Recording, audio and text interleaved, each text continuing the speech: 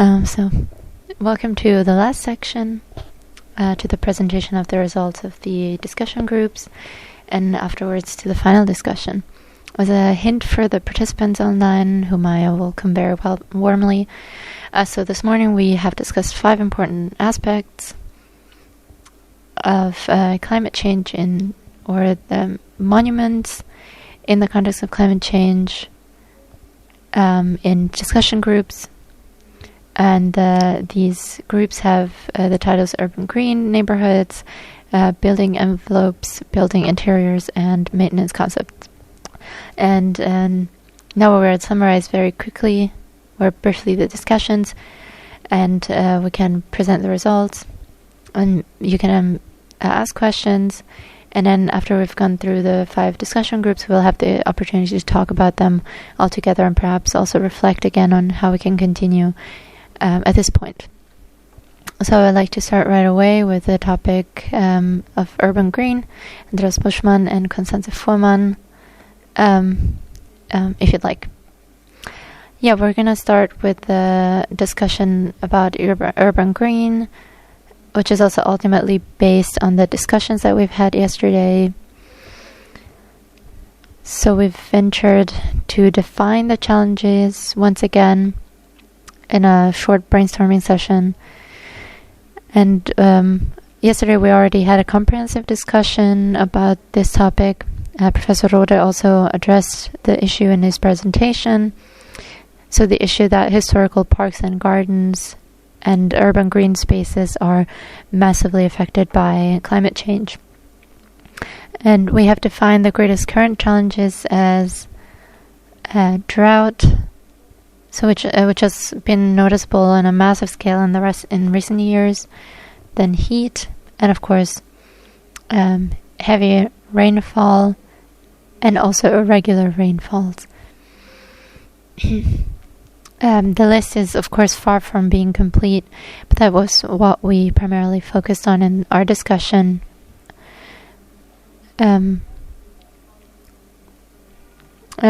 With these 3, maybe even 4 extreme weather phenomena, which, of course, go hand in hand with various problems. These are the ones that we defined. So with the drought, of course, we talked about the issue of erosion, which is a massive problem, especially in gardening. And there's a problem of bank stabilization, or the fact that banks are no longer stable. Of course, the classic, well-known topic of tree death, which was also a topic yesterday, and the problem of irrigation, which also came up yesterday. So how do we irrigate and how much? And ultimately, the question is also, how can we deal with this problem? So what new irrigation concepts do we need? Can we manage maybe with less water, and so on and so forth? And then there's also the problem of traffic safety, which we also touched upon yesterday during the guided tour of the park. The problem is also that paths have to be secured against the problem of dry branches that break off and fall down on the path. Well, when we talk about heat, of course, we have classic problems like increasing fire danger. For example, the Brandenburg, we'll know, was a massive problem in the summer of last year. We also define that this may be a problem in the inner city area if we have parks that are becoming increasingly dry. There's also ultimately a problem caused by the overuse. Berlin is a party capital, and people sit in the parks and smoke cigarettes, maybe not only cigarettes. And then the question or the problem is of the fire safety in the inner city. Of course, also overturning of water bodies and invasive species.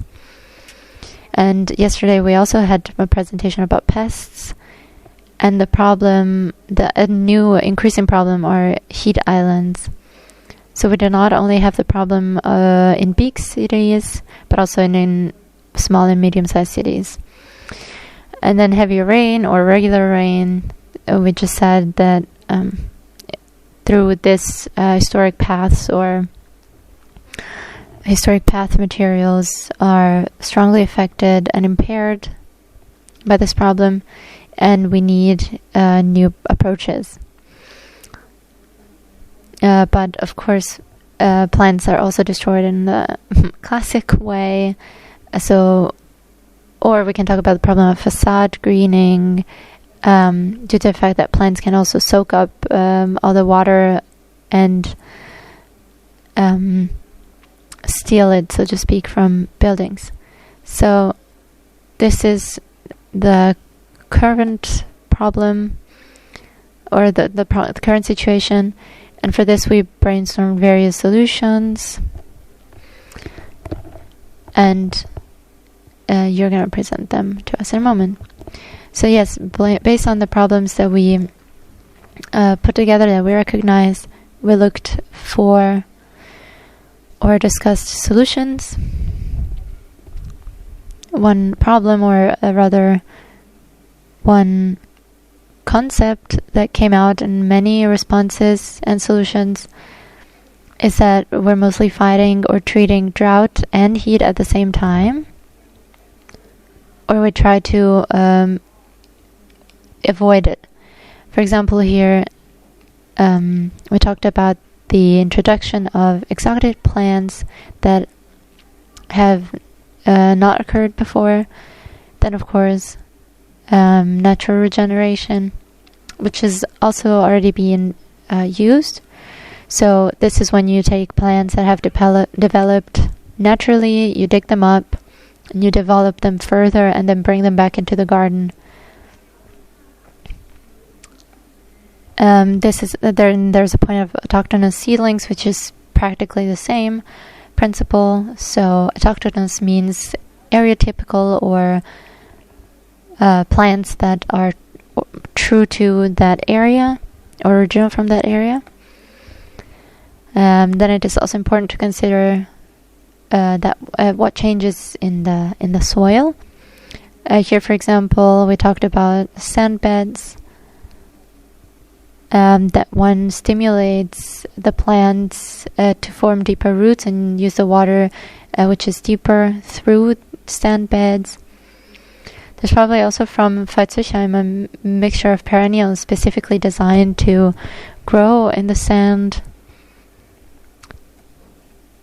Another point, of course, is that the soil itself has changed. And maybe we can change it and use more appropriate substrate that can save more water. So we bring, or another improvement, other improvements are also similar. So you can bring into the soil afterwards new nutrients or new substrate that can store the water better. Or you can use mulch. So simplifying, you can just fertilize.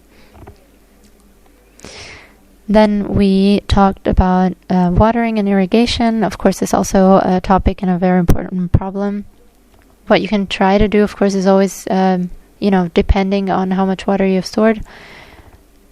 So the suggestion was to set up water retention basins or containers so we can access it again later. Then there was a proposal to install special watering cylinders to bring the water specifically to the point where the tree or the plant really needs the water.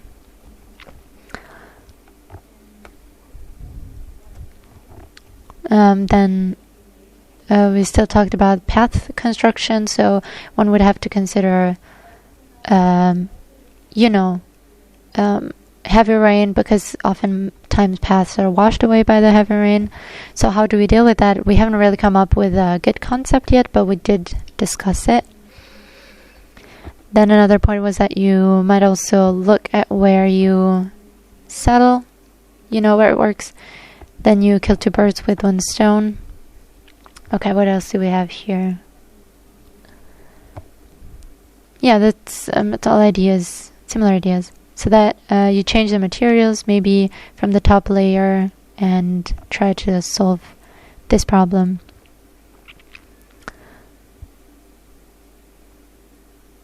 Yes, then there's another idea on how to take care of the existing urban green, maybe to develop it further so that we can create a better climate, which is of course in conflict with the greening of old cities, because then we have the problem then one wants to keep historic squares, the historical character.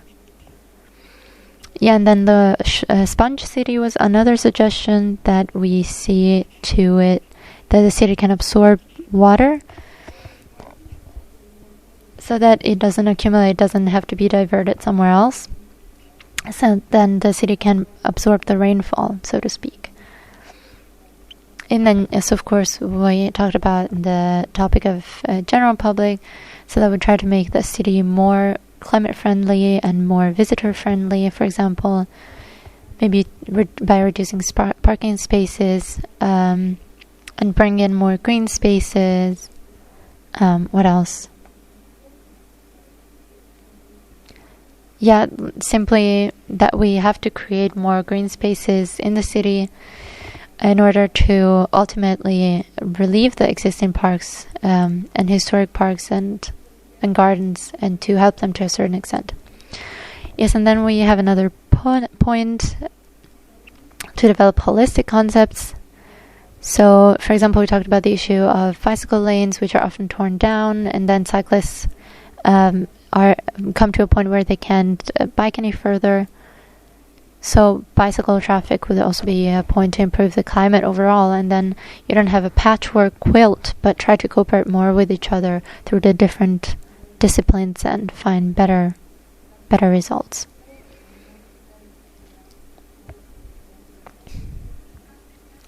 Right.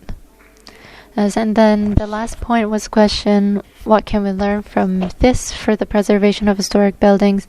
We expanded the question to a certain extent to include garden monument preservation, because we primarily addressed precisely these topics. And then we talked about then we had a brainstorming, and we called it food for thought. And then we listed here in which direction we think that we have to think more, and where we ultimately need more discussion. Basically, it can be said that we need a more general appreciation for greenery in the city, and that is a trend that is admittedly increasingly on the rise. There's also a certain perception, but it's in the city, but it's still not implemented holistically in the cities. I've taken the liberty of including a point that we did not discuss in the group, but that came to mind during the elaboration. And the point is that we need more strategic implementation, so that we still have a lack of strategic and sustainable green and open space development, since the preservation of greenery is still perceived as very expensive, and we need the corresponding value in the planning. So yeah, we also need a new evaluation or a sensibilization for the creation of new green spaces, and we have to change our mind about the prejudices that go hand in hand with this, for example, high costs of irrigation. So basically, of course, the overriding question, and which we also discussed yesterday, well, of course, we have to think about what our general goal is, and then communicate this goal accordingly. In other words, the goal of a livable city, in order to have levers of argumentation that we need. We need new concepts, which of course also go hand in hand with new principles that we ultimately have to discuss in our discipline. So we need a discussion about what is now called cautious intervention, but we also need a discussion about what should be given higher priority, climate protection or historic protection, preservation. That's a tricky dilemma, and one that I'm sure we'll all have to tackle at some point. We did have a very contentious discussion, but it was a very good one, and we can't really avoid this discussion. We need to have it, and we need to face it. Then we also have an example from the preservation of historical buildings. And we said that we need a certain flexibility in our way of thinking, and that we also have to go towards the direction of preserving the many monuments that we have and protecting the special monuments that we have. And that we think again more in this direction. And of course, it is also very, very important that we learn from other countries. We don't have to reinvent the wheel, but we can look to the left and to the right and see what adaptation strategies have already proven successful in other countries, so that we can better implement certain measures in our own country in a joint international exchange. So we're moving in the direction of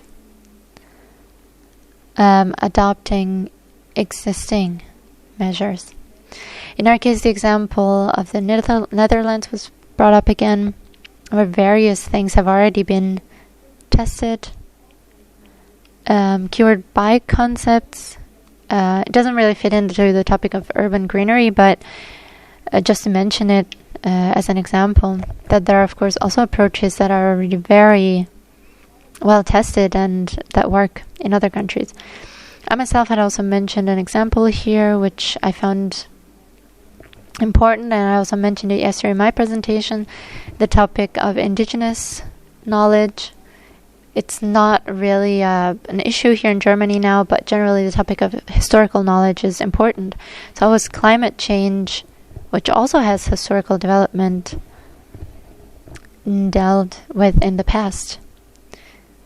What are the historical adaptation strategies? Can we learn from them, and can they perhaps still be applied today? Perhaps we don't always need high-tech solutions. Sometimes the basics that have proven themselves to be perfect in the past may be enough. Exactly. And then last but not least, small new solutions. Less is more. So to integrate into the existing measures. So in other words, moving from small steps to large steps in order to ultimately master the complexity of the issue. And then, once again, of course, the communication aspect. Since environmental education must also be strengthened, we need to talk about this challenge in various educational and communication formats. Maybe raise awareness and also communicate certain controversial approaches to solving this problem. And the goal would be to raise society's awareness about all the challenges that we are facing. I think that's it. Have I forgotten anything? Are there any comments from the group that we need to talk about? Anything else you want to say? Alright, I think we're through then. Yeah. Thank you very much. Thank you very much for the nice summary of this discussion group. Not everyone was able to participate in all the groups, which is why this is very important. It also showed nicely that there's a variety of problems, there's a variety of approaches to solutions, of thought-provoking ideas, and they range from very small things, such as replacing parking space with a tree, to bigger things. A black city is only over decades can be implemented. What you expressed quite beautifully with this topic, urban greenery, is that when it comes to garden monument care or simply care of green spaces, then their precaution as foresight are very important. If I plant a tree, it's only going to grow in 50 or 100 years. So that can be considered, or should be considered. We have to look into the future and think, will this condition still exist in 20 years' time? How will the climate develop by then? And that, of course, can also be an impetus for dealing with architectural monuments. At the same time, I remember I was here in the second part of this discussion. We've not only talked about gardens, monuments, and historic parks, but also general greenery in the city. After all, that is also being affected by climate change in more or less the same way, and it doesn't really make a big difference whether it's a historic site or certain trees in the city that just can't handle drought or temperature increases anymore. Perhaps this also shows us that a problem that we have with historic preservation, which are related to climate change, are becoming more and more problems for the general tree population, that perhaps there is also an opportunity here to use knowledge from historic preservation. And the knowledge of historic preservation is becoming increasingly important and essential for the general tree population. So maybe that this is also a chance that we can go into the overall social discussion more weight. Finally, you mentioned citizen participation. I think that is also a very important starting point. I think this has probably come up at different discussion tables. We saw clearly yesterday how citizens association can play a role in the design of parks.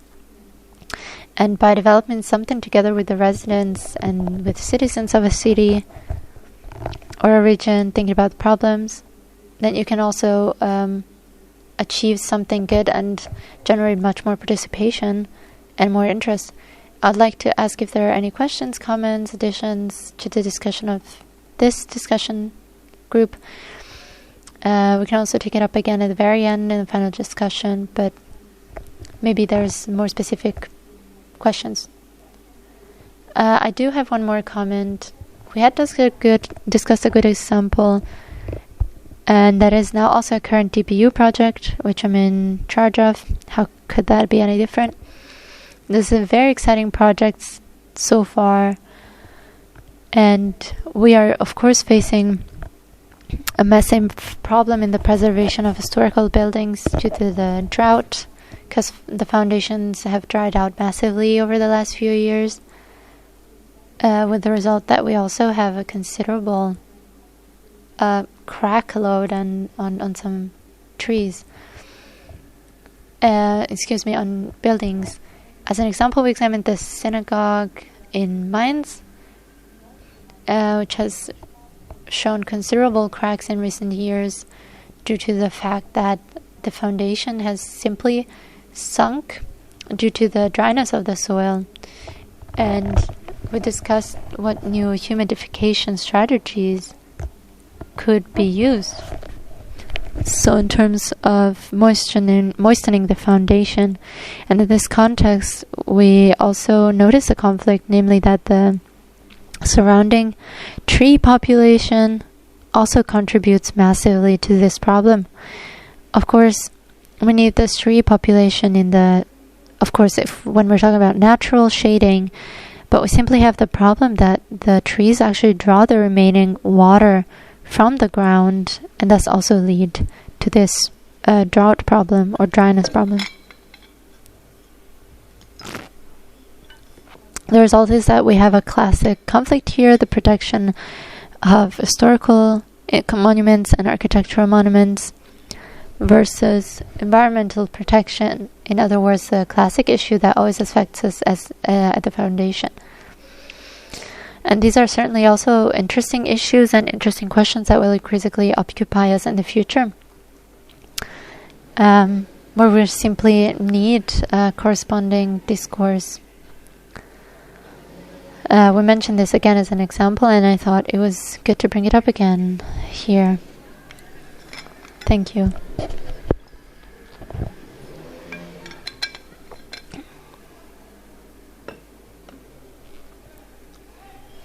Did you also discuss, so when you call for more greenery, did you discuss where the water should come from in 20 years? Or could you ask for less greenery in the city with different water management instead of asking for more greenery? So did you discuss that? We did discuss it, of course, and it's quite a conflict.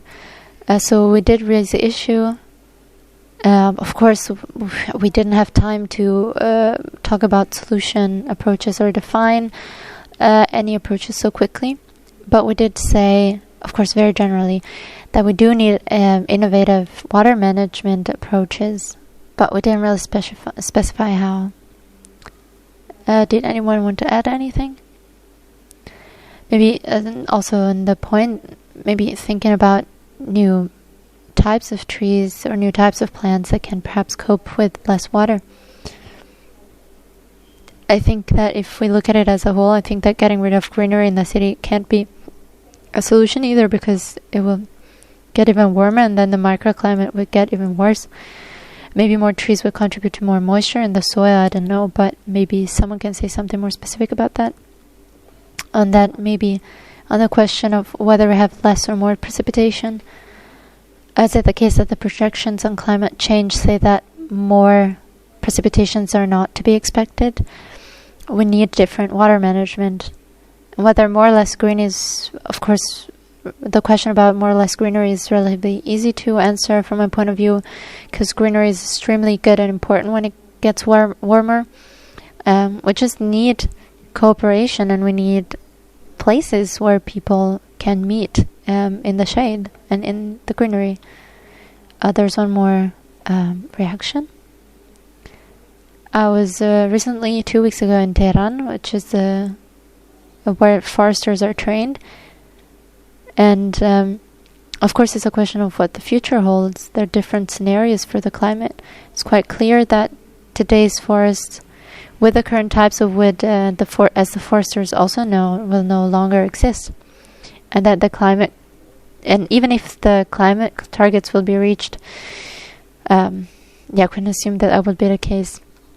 Does that mean that the overall forest conditions or forestry species that are now here will not be suitable in the water because of the water shortage? Ultimately, is there going to be desertification?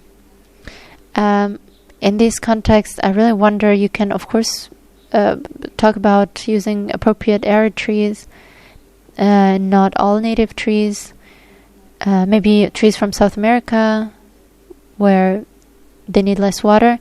So you can change, of course, the greenery considerably. We can change tree species, which are extremely water evaporating. This also applies to many oak species. The assumption is that the forests and also greenery in 30 to 40 years, due to the reduced water amounts, are no longer imaginable. The trees that we have now are no longer imaginable. Okay, that's a bit of a bleak outlook. I hope it doesn't come to that. I hope that is a wrong assumption, but probably won't be wrong. From my own experience, in the summer it's much more pleasant in Berlin than in Paris, simply because the city is a lot greener and because there's more shade and better air. I have nothing against Paris, but it's just a relatively ungreen city, and it's insanely hot and somehow also unbearable in the summer. I don't know if it's possible to somehow let a little hope come through, that maybe replace tree species and somehow counteract the whole